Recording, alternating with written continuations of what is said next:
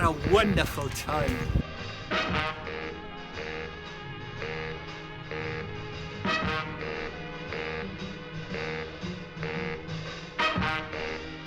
Street parties, yeah, lots of street parties. We used to have, if I remember, banana sandwiches made with boiled parsnips. No bananas, of course, no. My memory of VE Day is something that was very enjoyable, but I didn't believe that the war had actually ended. Just coming into my friend's back garden, and his mother knocked on the window, opened the window, and said, listen to the news, the war's over. And on VE Day, my recollection, of course, was the street party, because we'd all put up with pretty poor rations during the war. We had a nice street party with some jelly, I remember, which was quite a treat for us kids. And we had this long table out in the street, the old trestle tables, and all the kids were at that enjoying themselves. I mean, during the war, people sort of were very friendly and sort of stuck together. It was a nice atmosphere. Although it was a horrible time, people sort of talked to each other, and that's how we got along, really. We were all so absolutely thrilled. And I was living at home, of course, with my mother and father. And my father said, come along, let's go up to the City Hall. So we did. We walked up to the City Hall, and most of Cardiff was there. And we had a lovely, lovely evening.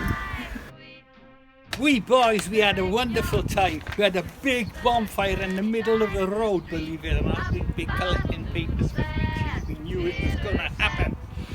And we got a band out. Well, a band. Some musical instruments, mostly tin trays and bands.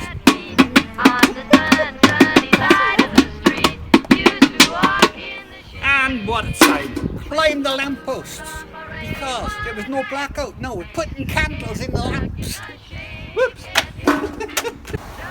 I enjoyed the times we had as children, walking around Roath Park Lake, forming a band, walking behind one another. Some had trumpets. My brother had the metal ashbin lid and a hammer, and I had an enamel plate and a spoon. I was 4 when VE Day was celebrated.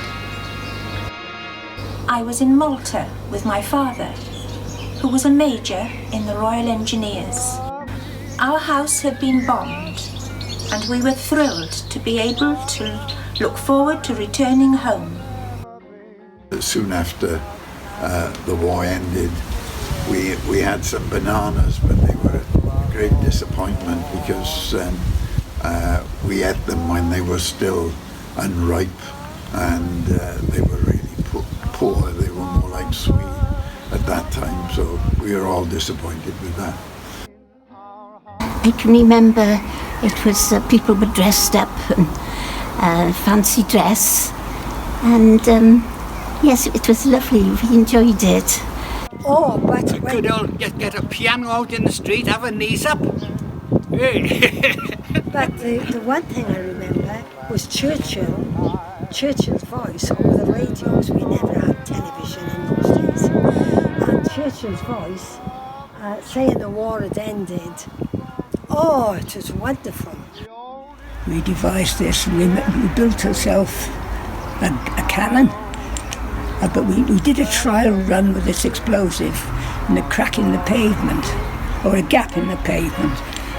And we sort of see it in, and boom, when it went off. A couple of days later, the pavement went down in a permanent dip. So it was nothing to do with us, of course. It must have been the rain washing it out. It might have been rain for weeks, but oh yes, everybody was so happy, to have the war over.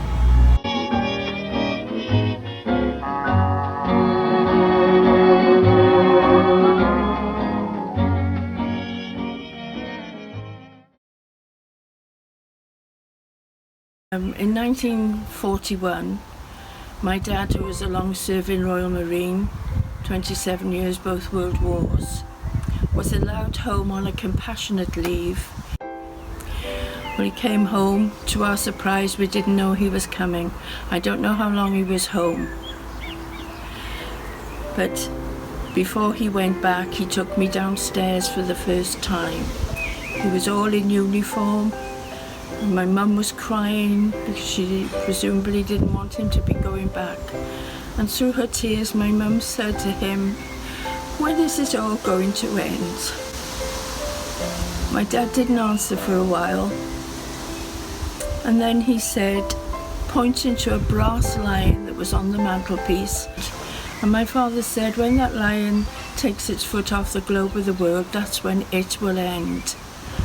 I ran to see the lion, and my heart sank when I saw that it hadn't removed its paw from the brass globe of the world. I believed everything my dad said. I was 8 at the time. But you know, kind and lovely as he was, and a good father, it made me think that our Heavenly Father tells us the absolute truth all the time. Just as my dad was, in a sense, on our side, the Lord is always there for us, but he tells us the truth about the future and everything about life and eternity.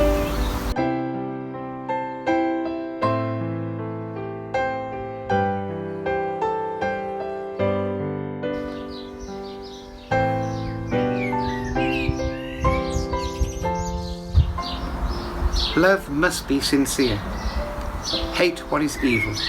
Cling to what is good. Devoted to one another in brotherly love. Honour one another above yourselves. Be joyful in hope. Patient in affliction. Faithful in prayer. Share with people who are in need. Practice hospitality. Rejoice with those who rejoice, and mourn with those who mourn. Live in harmony with one another. Do not be proud, but be willing to associate with people of low position. Do not repay anyone evil for evil. Be careful to do what is right in the eyes of everybody. If it is possible, as far as it depends on you, live at peace with everyone.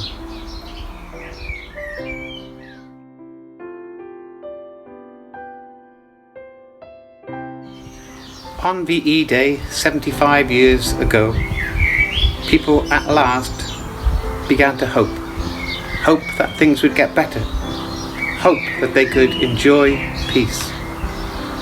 Christians believe real peace will only come through following the teachings we find in the Bible. So here I am, a free person, thanks to amazing people like my dear father and our armed forces. Thank you.